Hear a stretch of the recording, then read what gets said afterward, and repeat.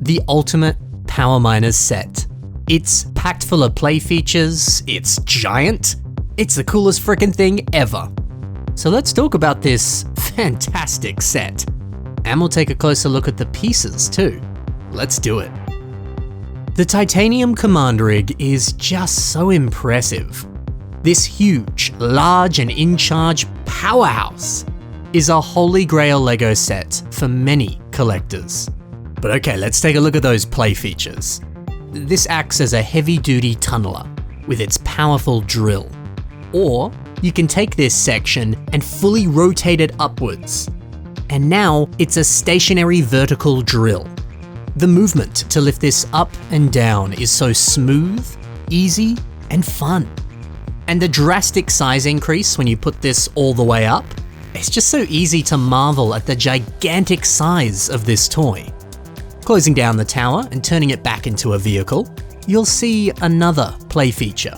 One that is kind of a staple amongst many different Power Miners sets. Simply moving it forward, the motion of the wheels turns the drill, which is incredibly fun. And now if we lift the tower back up, this same play feature can still be used, but a little differently. Instead, you can just twist the lever and the drill will spin down below. That's so sick! And actually, you might have seen it before. Up top, you'll notice this energy crystal that's spinning around as you pull the lever. This isn't the only energy crystal in this set that's mounted to the machine. And honestly, I love that they're included like this, because this is awesome world building. It's one of the few sets that illustrates that they need these energy crystals to power their vehicles. But then you think to yourself, well, what happens if the rock monsters come along and take these energy crystals? Does that mean the drill will just stop functioning? See, that's interesting. The inclusion of just 2 pieces opens up so many fun stories that you can play with, and it makes the world feel so much more real and realistic. On the side of the titanium command rig, we also have this crane, and there's a crank on the opposite end that allows you to move this up and down. It's quite sturdy and robust, which is nice. Another gear function that is a little bit closer to the crane lets you extend and lower the rope. You can also adjust the height of this crane arm. Simply by pushing the piston in, it drops it down. Or you can position this along the different teeth on this gear plate, and then it rests at a very specific angle to your own liking. Quite clever. There are also a couple projectile pieces here, like this flick fire missile with sticks of dynamite on the end. And then we've got a net launcher.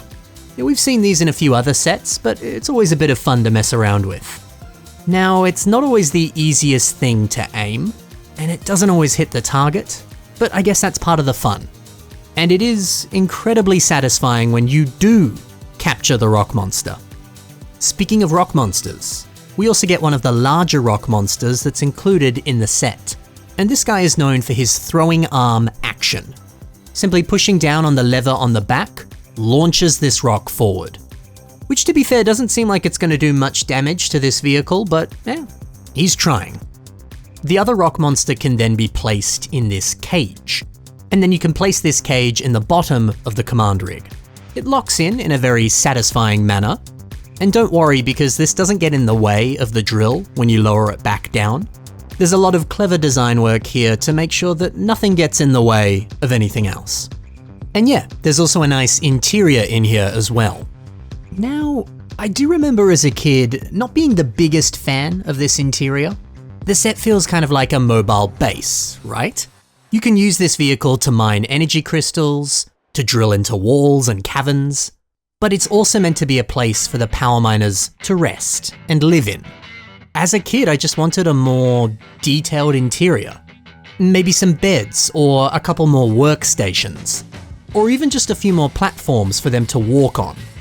Okay, sure, you do get some of these areas on the side, but they aren't all that spacious. Look, it's not a big deal or anything like that. I think that the set is still very impressive, and the interior we get is nice, but there is room for improvement.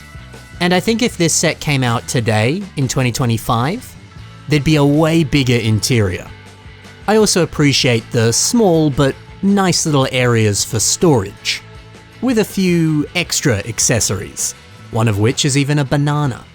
Yeah, I like the idea that the power miners are trying to get the rock monsters to eat human food instead of energy crystals. It adds a bit more of a humane element to the storytelling. You know, instead of the humans coming down and stripping the rock monsters of their only food source, essentially killing them, they are in some way trying to help them and offer them, I don't know, a new dietary option. There is one more play feature in this set. The back has this area with a giant rope and a hook. The idea is that you hook this up and you can transport the rock monster cage long distances. Honestly, they didn't need to put this in, but I'm very glad that they did. There's a lot of fun ways that you can mess around with this. Otherwise, look, I love the colors on this, the orange and the lime, so nice. And the impressive size, the heavy-duty industrial aesthetic, it's just right for a mining vehicle. Oh, and those play features are just electric. Power Miners sets just hit different. There ain't nothing better than playing with the biggest set of the wave. This is so cool. But something else that's pretty cool are all of the pieces that come in this set. Let's see what you get and how you can use them in your own creations. The set comes with plenty of these wheels, in all sorts of different sizes and colors. So let's start off with that dark bluish grey wheel. Ozcabot uses one of them for kind of like a jet engine rocket. I mean, what a great idea. Who needs legs when you can just give your character a big old engine for their legs? That's fun. Now let's talk about that smaller wheel element in orange. This has been used by the overheating orange. However, they've used a dark grey version and they've actually combined it with the piece we were just talking about. Putting the two of them together creates an incredible looking arm design. Both of the pieces look pretty good when they're used together like this. We also have this net piece. And I do like how the LEGO Dark Knight has used them in a creation of the Predator. When we do a cheeky side-by-side with the source material and this creation, you'll see that this is very, very accurate. What a great idea to use this piece to replicate that look. The titanium command rig also comes with these 3x3x2 cones. Patrick Biggs shows us that this piece is extremely useful for a lower arm design. You know, it almost acts as a bit of a transition point between the lower and upper arm. It thins it out very nicely as it leads into the hand. I mean, that looks good. We also see a couple orange flexible hoses, and Halogwen has used them as tubing on this creation. Yeah, even something as simple as wrapping them around the body and having them flow up into the mask. It's just a great way to use this piece. You know, because it looks a bit like a breathing apparatus of some kind. And it's also a nice way of adding in a little hint of orange onto this otherwise fully black mask. It looks good. Another piece to note is this dark bluish grey lift arm. Garlic Bonks illustrates that, hey, these look pretty good on legs and on arms. It might be worth playing around with these pieces next time you build a limb design. And finally, what about this lime girder piece? You get a lot of them in this set.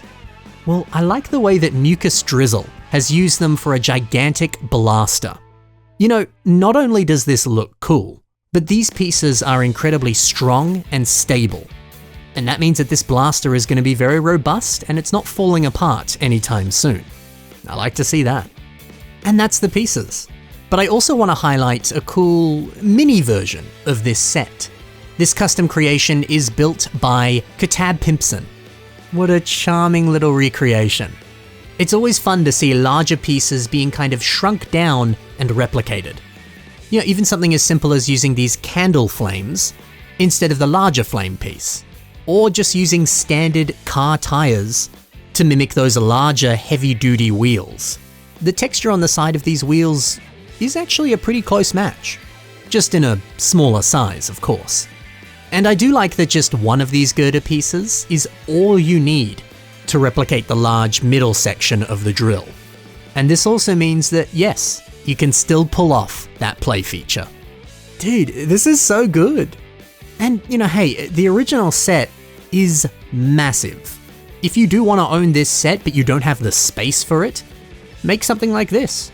And then you can essentially own it and it's not going to take up an entire shelf. That's nice. So that is the titanium command rig. What a beauty. If you enjoyed taking a look at all of these custom creations today, then take a look at the links below. Thanks for watching, guys. Happy building, and bye for now.